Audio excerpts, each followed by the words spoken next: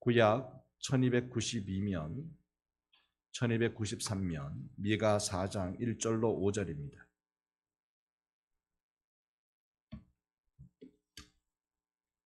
찾으신 줄 알고 한 절씩 교독하겠습니다.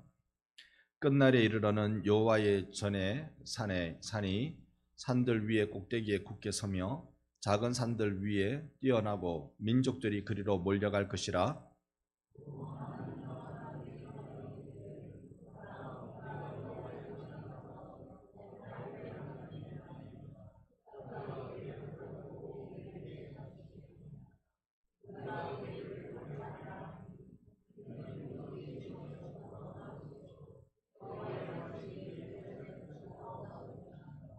그가 많은 민족들 사이의 일을 심판하시며 먼 곳 강한 이방 사람들을 판결하시리니 무리가 그 칼을 쳐서 보습을 만들고 창을 쳐서 낫을 만들 것이며 이 나라와 저 나라가 다시는 칼을 들고 서로 치지 아니하며 다시는 전쟁을 연습하지 아니하고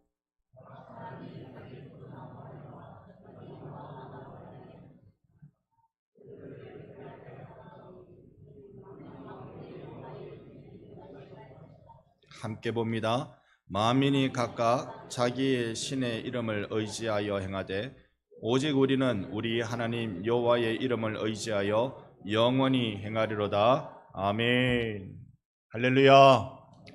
여러분들은 하나님 의지하고 영원히 행하시는 분들 되시기를 바랍니다. 그래서 이번에 우리 좌우로 인사하십시다. 하나님만 의지하고 살아갑시다. 또 앞에 뒤에 분들에게도 같이요. 하나님만 의지하고 살아갑시다. 아멘. 12월은 장로님 기도해 주신 대로 구주 예수께서 이 땅에 아기로 오신 그 날, 구주 대망의 달이기도 합니다. 그래서 저는 이 미가 말씀을 3주에 걸쳐서 성탄절까지 이달 마지막 주일까지 그렇게 미가 말씀을 좀 여러분과 나누려고 합니다. 미가 말씀을 통해서 우리가 배우고자 하는 마음이 있어요. 내 구주 예수 오심의 그 소중한 의미를 같이 새겨보려고 합니다. 우리는 올 한 해 전 세계적으로 깜짝 놀란 걸 봤습니다. 전쟁이라는 걸 봤습니다. 이런 전쟁을 잘 보지 못했습니다. 오래전에 있었던 이야기이지요. 이런 전쟁은 잘 보지 못했습니다. 그저 국지전으로 조금씩 일어나는 건 있었지만 이렇게 국가 대 국가가 대규모 전쟁을 펼치는 건 우리는 잘 볼 수가 없었습니다. 21세기의 전쟁이라니, 이거 상상하기가 어려운 일이 인간이 살아가는 세상 속에 일어나고 있습니다. 여러분이 보시게 될 이 한 사진은 1959년에 그 당시에는 러시아가 아니고 구소련이었지요. 소련이 유엔 본부에다가 기증한 조각상입니다. 이 조각상에 한 건장한 남자가 위에 망치를 들고 밑에 그 망치를 들고 변형시키는 것이 칼입니다. 칼로 보이시죠? 이 칼을 두들겨서 저 밑에 보면 농기계로 만들고 있어요. 저게 보습입니다. 그러니까 이 조각상의 이름이 칼을 보습으로라는 제목을 가지고 있습니다. 미가서 말씀 그대로를 조각으로 만든 것입니다. 소련이 이걸 만들어서 기증했다니 그것도 좀 이상하기도 합니다. 그런데 더 아이러니한 건요, 이 조각상을 만든 조각가는 우크라이나 조각가입니다.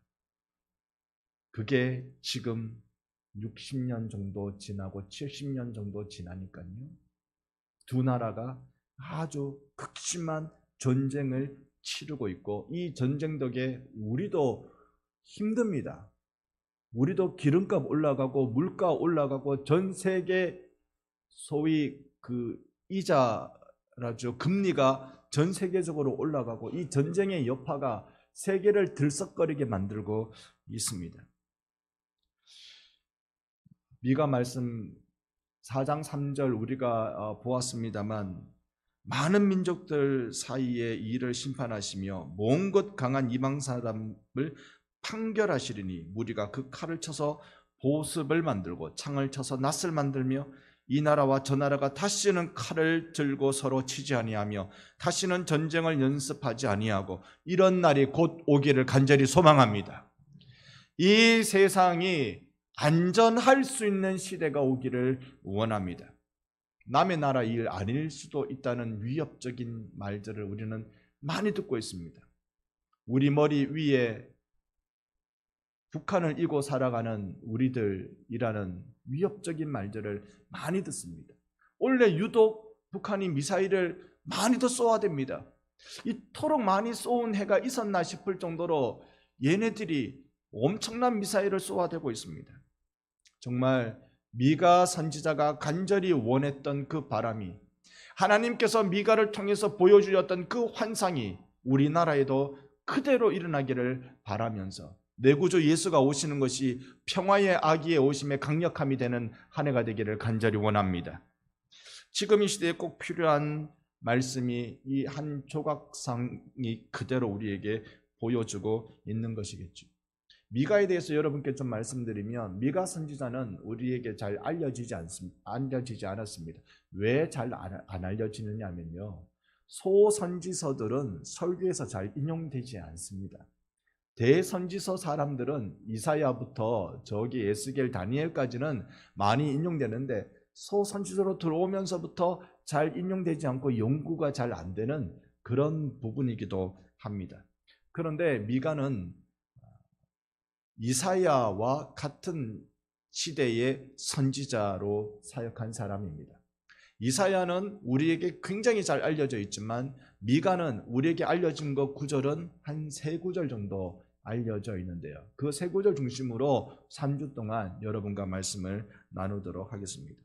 그의 시절을 보면 1장 1절에 유다의 왕들 요담, 아하스, 히스기야, 이때 모레셋 사람 미가에게 임한 하나님의 말씀, 사마리아와 예루살렘을 향한 예언, 묵시라고 기록해 주고 있습니다. 이사야는 우시아부터 시작해서 요담, 아하스, 히스기야, 그의 아들 므낫세까지 사역한 선지자거든요. 그러니까 이 두 선지자가 겹쳐요. 동시대의 사람입니다. 이 두 선지자, 여러분 당시에 얼마나 이 걸출한 선지자가 등장했습니까? 이사야 그러면 모든 사람들이, 교회 좀 다닌 사람들은 이사야 그러면 다 알아요. 이 평화의 아기에 대한 예언도 있는, 처녀가 아이를 낳을 것인데 임마누엘이라 하라는 그 말씀으로 이사야는 개신교에서도 아주 많은 애용되는 성경 말씀입니다. 미가와 좀 차이점을 보는 것도 여러분 오늘 말씀을 이해하는 데 도움되시리라 생각합니다. 원래 이사야는 궁중 선지자입니다. 그러니까 왕이 살고 있는 궁궐에 드나드는 선지자란 말입니다. 왕이 무슨 일 있으면 이사야를 불러놓고 의논합니다. 주로 히스기야 왕이 그렇게 했죠. 히스기야 왕이 문제가 있으면, 특히 당대의 저 북쪽 제국 아수르가 치고 내려오는 때, 북왕국 이스라엘이 히스기야 시대 때 정복당하거든요, 아수르에게. 그러니까 유다 왕 히스기야는 두려울 수밖에 없는데 그 의논을 이사야 선지자와 합니다. 미가는요, 미가는 민중 속에 있는 선지자입니다.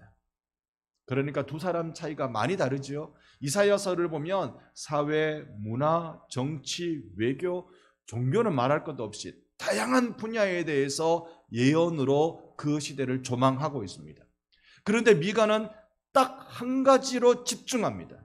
딱 한 가지 집중하는 게 뭐냐면 정치권의 지도자의 부정부패를 고발해요. 그러니까 뾰족한 바늘로 쿡 찔러버리는 게 미가 선지자가 기록한 성경 말씀의 특징입니다. 자, 이 미가는 어떻게 생각하면 높은 위치에 있지 않기 때문에 영향력이 별로 없는 사람 아닌가. 궁중에 있는 이사야처럼 그런 선지자라면, 그렇다면 많은 영향력을 줄 텐데 별로 시골에 있어가지고 별로인 것 아닌가, 그래 생각하기 쉽습니다. 놀라운 건 미가 선지자는요, 100년 뒤에, 미가나 이사야 100년 뒤에는 누가 나오느냐면 예레미야라는 선지자가 나옵니다. 예레미야의 목숨을 구한 사람이에요. 그의 한 말로 그가 전한 예언의 말씀으로 100년 뒤에 예레미야를 구해준 사람이에요. 당대에 예레미야 시대 때 예레미야는 주로 그런 말합니다. 너희들 지금이라도 회개하고 돌아와라. 하나님이 우리나라를 멸망시키려고 작정했지만, 재앙을 바벨론을 통하여 우리나라에 부으기로 작정하셨지만, 지금이라도 회개하고 돌아오면 하나님이 그 재앙을 돌이켜주시는 분이시다. 회개해라 라고 특히 고관대작을 향하여서 강하게 외쳐댔습니다. 그러니 당대에 그 회개하는 명령을 들은 이 제사장 선지자 그룹들은요, 예레미야가 싫은 거예요. 불러내놓고 그를 죽이려고 잡아들였습니다. 그때 예레미야가 너희들이 나를 죽일 수는 있다. 내가 이제 너희들 손에 잡혀있지 않느냐. 그러나 너희들이 나를 죽이면 너희들이 무죄한 피를 흘린 것이고, 하나님이 너희의 성읍과 너희들의 성백성에게 그 대가를 지불케 하실 것이다 라고 당당하게 선자로서 외칩니다. 이 말을 고관들이 듣고 백성들이 듣고는 오히려 이제 예레미야를 변론해 주기 시작하는데요. 예레미야 26장에 그것이 잘 등장하고 있습니다. 제가 18절, 여러분 19절. 유다의 왕 히스기야 시대에 모레셋 사람 미가가 유다의 모든 백성에게 예언하여 이르되, 만군의 여호와께서 이와 같이 말씀하셨느니라. 시온은 바깥이 경작지가 될 것이며 예루살렘은 돌무더기가 되며 이 성전에 사는 산당의 숲과 같이 되리라 하였으나,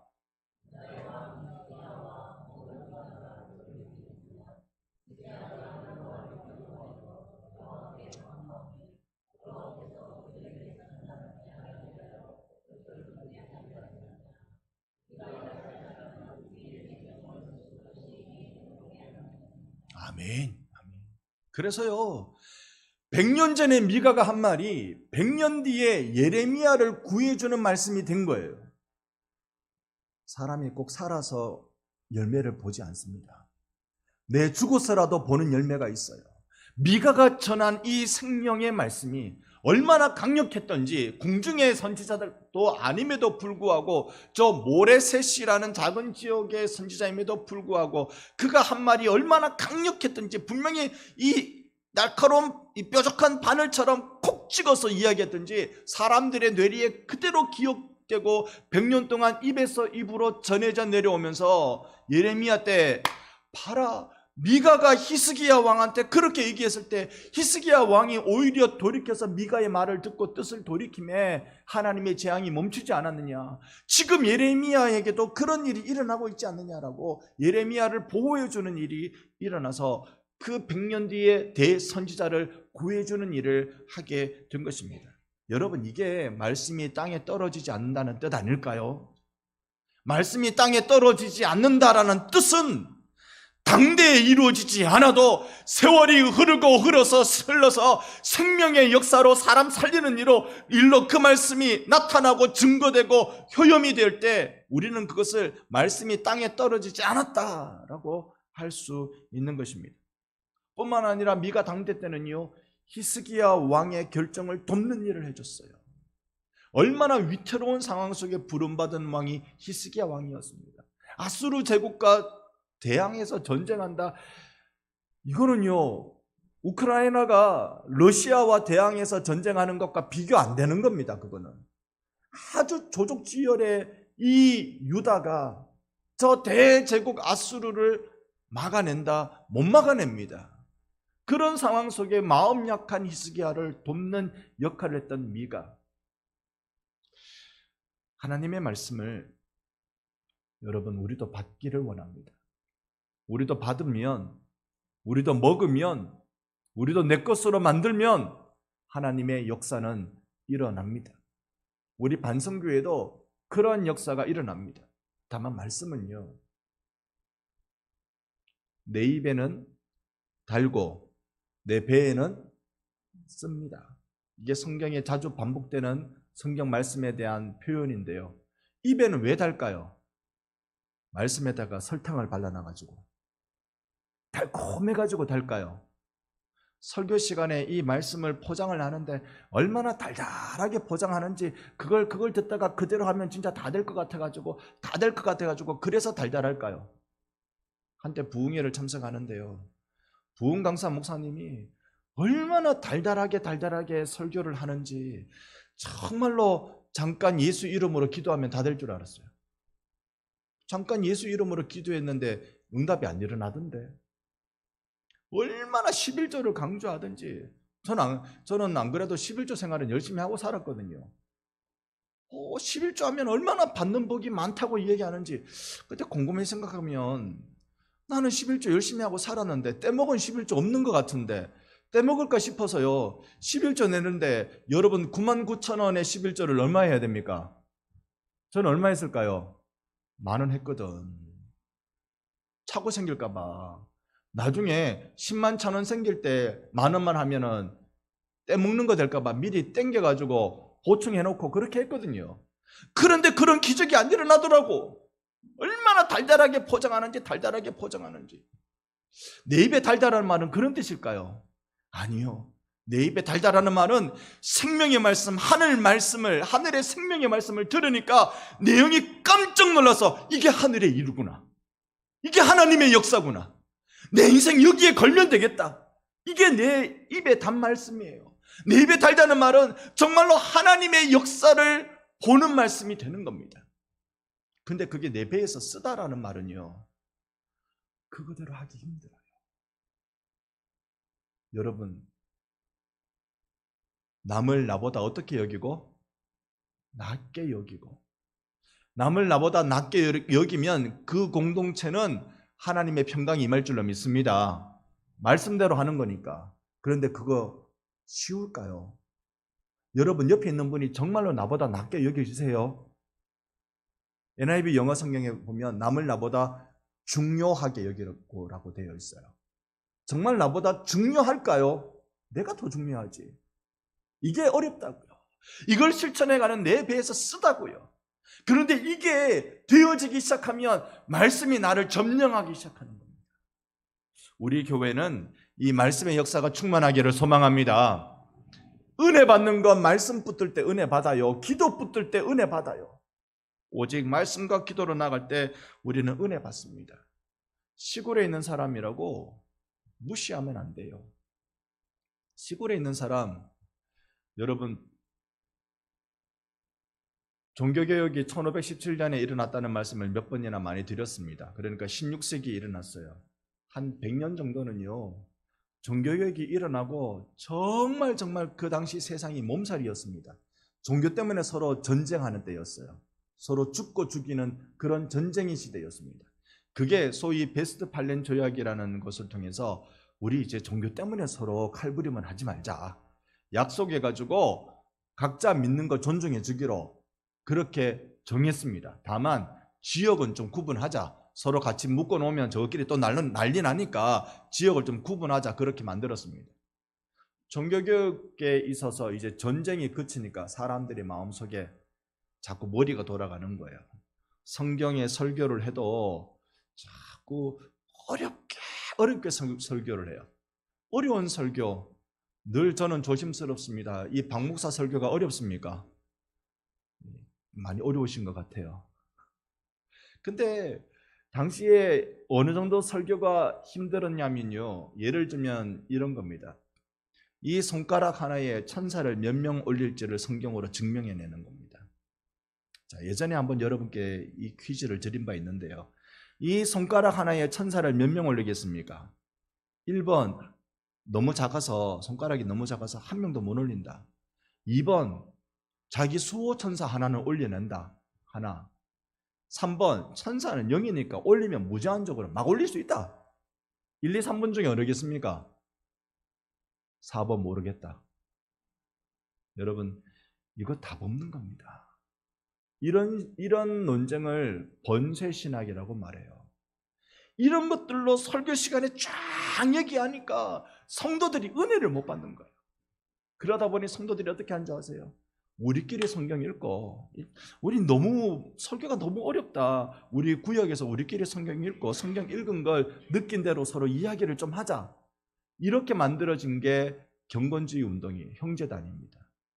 그런데 경건주의 운동에 서로가 성경을 읽고 나누고 이렇게 할 것까지는 좋았는데 여기에 은혜가 사라지고 성령 충만이 사라지니까 성경 이상한데 이거 가짜 아니야? 홍해를 건넌다? 그 홍해가 어떻게 갈려져? 이거는 도저히 내 머리로 이해가 안 되는데 홍해라는 말이요 영어로 보면 빨간 바다란 뜻이에요. 빨간이라는 영어 단어에 이 똑같은 이 철자 하나를 더 넣으면 갈대란 뜻이 됩니다. 히브리어에도 그런 현상이 일어나요. 그러다 보니까 이스라엘 백성이 건넌 바다는 홍해 바다가 아니고 갈대 강을 건넌 거다. 그렇게 설교를 하는 거예요. 이러면 성도들이 더 은혜가 안 돼요. 하나님의 신비한 역사가 오늘 나에게 임하는 것이 설교의 현장인데, 예배의 현장인데, 하나님의 신비한 역사가 아니고 내 머리로 이해되는 것만 이야기하니까 이래서 만들어진 신학이 자유주의 신학입니다. 자유주의 신학자들의 이야기를 다 들으면 그 사람들은 윤리 이야기를 최고로 치거든요. 성경에 뭐만 남느냐 하면 모든 신화적인 이야기들 쫙쫙 다 빼버리고 딱 남아나는 게 산상수훈만 남게 됩니다. 그러니 이럴 때 자유주의가 온 지구촌 교계를 뒤엎을 때 그때 독일에서 농촌에서 공부하고 있는 목사가 한 명 있었습니다. 농촌에서 목회하고 있는 한 목사, 지펜빌이라는 곳이라고 하던데요. 자펜빌, 이름도 어려워서 여기는 광산촌이라고 그래요. 여기에서 목회하던 목사가 책을 한 권 냅니다. 로마서 강해. 그런데 이 로마서 강해의 핵심이 뭐냐면 성경은 너희들이 생각하는 그런 문학 작품이 아니다. 성경에 하나님의 구원이 있다. 성경에 하나님의 생명이 있고 이 성경을 통해서 우리는 구원받는다. 여기에 반드시 하나님의 구원이 있다라고 설교를 해버린 거예요. 그 사람이 칼바르트라는 사람입니다. 그래서 자유주의가 그때서야 흔들리기 시작하는데 칼바르트를 어떻게 평가하느냐면 자유주의자들이 놀고 있는 놀이터에 떨어진 핵폭탄이다라고 표현합니다. 누가? 농촌에서 목회하고 있는 한 명의 목회자. 여러분, 미가 선지자가 농촌에서 그 시골에서 그 먼 곳에서 살고 있었다고 해서 우리가 그 사람 좀 별거 아닌데라고 얘기할 수 있을까요? 사진을 보여주시면요, 미가가 살고 있던 모레셋이라는 지역을 볼 수 있습니다. 모레셋은 여러분 찾기가 조금 어려울 수 있으실까요? 삐딱하게 이스라엘이라고 써놓은 그 밑에 예루살렘 보이시죠? 그 밑에는 드고아, 그 왼쪽에는 모레셋입니다. 이 모레셋이라는 지역은요, 옆에 바로 블레셋 나라가 있잖아요. 블레셋이 침공할 때 반드시 모레셋이라는 지방을 짓밟고 들어옵니다. 외세가 침공할 때 소위 블레셋 지역과 위쪽으로 이게 왕의 대로라는 곳이 뚫려 있는데요. 여기에는 큰 신장로가 되는 겁니다. 군대가 움직이면 항상 이쪽 길로 이 블레셋 지역, 사마리아 지역 이쪽 길로 쭉 열려진 이 도로를 이용하는데 제국이 이스라엘을 유다를 침공해 들어올 때 항상 모레셋 지역을 짓밟고 들어가요. 그러다 보니 이 미가 선지자는 힘겨운 삶을 압니다. 그냥 먹고 살기도 이 당시에는 지금 미가 선지자 사역할 때가 거의 3000년 전이거든요. 2800년 전쯤 돼요. 그 시절에 안 그래도 그냥 살기도 가난한데 제국이 와서 늘 짓밟고 살아가니까 얼마나 가난하겠어요. 미가는 가난하진 않았어요. 중산층이라고 보는 게 고향학자들의 대다수의 의견입니다. 그러나 자기는 안 가난할지라도 살고 있는 사람들이 얼마나 가난하고 힘겹고 가족에 누가 죽었네, 누가 밟혀 죽었네, 누가 어떻게 됐네, 이런 얘기 다 듣고 살아갈 그때 이 선지자가 외치는 것, 나라 지도자가 정신 안 차려서 그렇지. 나라 지도자가 백성을 돌보지 않고 자기 유익만 찾아가지고 백성 등골에 빨대 꼽아서 피 빨아먹는 이 나쁜 놈들아, 이렇게 하고 있는 거예요. 나쁜 놈들. 관료들은 하나님을 두려워해야 하는 것입니다. 미가 3장 1절이 그럽니다. 내가 또 이르노니 야곱의 우두머리들아, 이스라엘 족속의 통치자들아, 들으라. 정의를 아는 것이 너희의 본분이 아니냐. 너희들이 뭐하고 있냐. 너희 본분을 잃어버리지 마라. 너희들은 전쟁을 연습하지 않고 평화의 시대를 열어가기 위해서 하나님이 준비해 주신 자들 아니냐. 여러분, 우리가 살고 있는 시대에 정말 이런 일이 있기를 원합니다. 전쟁 연습이 아니라 평화의 시대가 열기를 바랍니다. 미가 4장 1절은 이럽니다. 끝날에 이르러 여호와의 전에 산이 산들의 꼭대기에 굳게 서며, 여호와의 전은 예루살렘 성전이잖아요. 그 성전의 산, 시온산이겠네요. 그 시온산이 산들의 꼭대기 위에 굳게 서며 작은 산들 위에 뛰어나고 민족들이 그리로 몰려갈 것이라. 민족들이 눈에 들어오는 게 시온산이 눈에 들어옵니다. 이스라엘 사람들에게만 들어오는 게 아니라 이스라엘을 침공해 들어왔던 이방 민족들도, 아니 이스라엘 소문을 듣던 수많은 민족들도 이 시온산이 눈에 들어오기 시작합니다. 왜 그럴까요? 거기에만 참 평안이 있기 때문에 그렇습니다. 거기에만 참 평화가 있기 때문에 사람들 눈에 이스라엘 시온산이 들어오기 시작합니다. 그때 미가 선지자가 초청하고 있어요. 오늘 주제 말씀이 4장 2절인데요. 우리 읽었습니다만 다시 한번 같이 4장 2절을 함께 읽어보겠습니다. 곧 많은 이방 사람들이 가며 이르기를 오라 우리가 여호와의 산에 올라가서 하나님의 전에 이르자. 그가 그의 도를 가지고 우리에게 가르치실 것이니라. 우리가 그의 길로 행하리니 이는 율법이 시온에서부터 나올 것이요 여호와의 말씀이 예루살렘에서부터 나올 것임이라. 아멘. 아멘. 이방 사람들이 하나님의 산, 그 시온산에 올라가면서 하는 말이 오라 우리가 여호와께로 올라가자. 오라 우리가 여호와께로, 오라 우리가 여호와께로. 그분이 우리에게 도를 가르쳐 주실 것이다. 어떤 도요? 어떤 도요? 전쟁을 위한 도가 아니라 평화를 위한 도를 우리에게 알려주실 것이다. 그분의 말씀은 시온에서 나온다. 하나님의 성전이 있는 예루살렘에서 나오는 하나님의 가르침에 우리가 듣자라고 미가가 초청합니다. 당시에 미가 선지자가 사역할 때 주된 왕이 히스기야 왕이었다고 말씀드렸는데요. 히스기야 왕 때 북왕국 이스라엘이 아수르에 의해서 패망해버립니다. 나라 자체가 망해버립니다. 그러니까 북쪽이 망하니까 사람들은 피난을 갈 때 남쪽으로 내려가겠죠. 남쪽으로 꾸역꾸역 내려갑니다. 사마리아 사람들이 상당히 많이 남쪽으로 피난 내려옵니다. 당시에 고고학자들이 발견한 내용을 보면요, 그 당시에 예루살렘 주민이 평소 때보다 4배나 늘었다고 그렇게 말하고 있습니다. 여러분, 우리나라 부산요, 낙동강 전선 펼쳐서 전쟁 치를 때 부산 사람이 그렇게 바글바글 할 수 없었대요. 부산을 한번 가보신 분은 알겠지만요, 사람이 저기 살 수 있을까 싶을 정도의 놀라운 지역에다가 세상에 집을 다 지었어요. 빽빽하게. 하루는 제가 다녔던 학교, 고신대학교를 갔습니다. 고신대학교가 학교도 크지 않는데 또 경사 비탈진 곳에 학교를 지어가지고 수업 시간이 여기서 저리로 옮겨가면요, 숨차요. 근데 우리가 만든 우습게 이야기가 있습니다. 예쁜 다리 가지고 고신대학교 왔다가 졸업하면 무시다리 돼서 내려간다고. 얼마나 빽빽한 데를 이게 경사진 데를 걸어야 되는지. 예루살렘이 바글바글해질 그때 미가 선지자가 그러는 거예요. 너희들 나라 망해서 여기 왔니? 너희들 가족 잃어버려서 여기 왔냐? 너희들 불안해서 여기 왔냐? 오라 우리가 여호와께로 돌아가자. 우리가 여호와께로 돌아가면, 여호와께로 올라가면 그분이 우리에게 평화를 알려주실 것이다. 진짜 평화를 어떻게 이루어지는지 여호와 그분이 우리에게 알려주실 것이다. 그래서 4장 5절에 이렇게 말씀하셔요.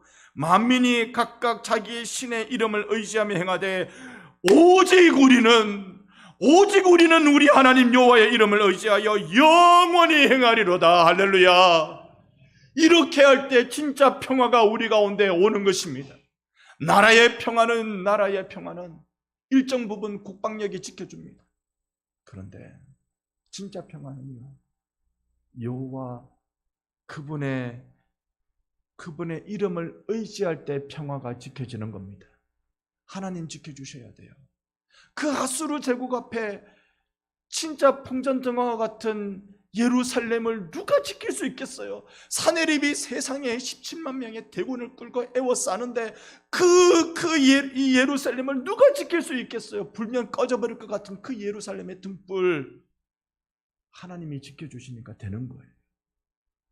고고학자들은요, 그 17만 5천 명이 그렇게 하룻밤새에 죽어버린 이유를 쥐로 보고 있어요. 들쥐로. 그러니까 패스트가 유행해서 그렇게 갑자기 죽었다라고 그렇게 보고 있어요. 그거 사람의 힘으로 안 돼요. 여러분, 우리 교회도 하나님이 지켜주시고, 우리나라도 하나님이 지켜주시고, 전 세계도 하나님이 지켜주시기를 소망합니다. 칼로 안 돼요. 칼을 가지고 보습을 만들어야 돼요. 그런 시대가 오기를 원합니다. 우리 핵무기 우리나라에 있어야 된다. 저는 그런 정치적인 역학관계는 잘 모릅니다. 그러나 분명한 것은 핵무기보다도 사람 살리는 무기가 우리한테 필요해요. 사람 죽이는 무기가 아니라 사람 살리는 무기가 우리나라에 필요하다고 믿습니다. 정말로 이 나라를 살리고 지키는 것, 사람 살리는 무기가 뭘까? 사람 살리는 무기는 예수의 십자가밖에 없습니다. 예수의 십자가가 우리나라에 필요해요. 이 예수의 십자가가 칼을 쳐서 보습으로 만드는 예수의 십자가가 우리에게 필요한 것입니다. 사랑하는 성도 여러분, 여러분에게는 무엇이 필요합니까? 구주 대망 달을 맞이한 이때 여러분에게는 무엇이 필요합니까? 나는 이게 필요할 것 같고 저게 필요할 것 같아 주 앞에 나왔지만 주님을 만나면 평화의 아기 예수가 필요하다는 걸 아시게 돼요. 예수 십자가가 필요하다는 걸 아시게 돼요. 수고롭고 무거운 짐을 지고 계십니까? 주님 만나면 가볍게 될 줄로 믿습니다. 주님 만나면 돼요. 여러분, 말씀을 믿으세요. 말씀을 믿으세요. 말씀을 전하는 자를 별로 믿지 못할 것 같아도 말씀을 믿으면 여러분에게 복이 돼요. 미가가 시골 출신이고 뭘 모르는, 알려지지 않은 선지자이지만 그 말씀 믿을 때 세상에 100년 뒤에 사람 살리는 일이 일어났어요. 여러분, 예수의 십자가가 여러분 살립니다. 마음을 열고 이 십자가가 내 입에 단 이런 구원이 있구나, 이런 감격이 있구나, 이런 생명이 있구나, 내 입에 단 역사가 여러분 가운데도 일어나기를 축원합니다. 그리고 내 배에 쓴 십자가 지고 주를 따르는 갈까 말까, 할까 말까. 여러분, 갈까 말까 할 때는 가야 돼요, 말아야 돼요? 할까 말까 할 때는 해야 돼요, 말아야 돼요? 살까 말까 할 때는 사야 돼요, 말아야 돼요? 아무것도 모르세요. 마음속에 갈까 말까 할 때는 가야 돼요. 할까 말까 할 때는 해야 돼요. 살까 말까 할 때는 안 사야 돼요. 여러분에게 예수의 은혜와 예수의 용기로 예수의 피로 살려주시는 그 복이 넘쳐나기를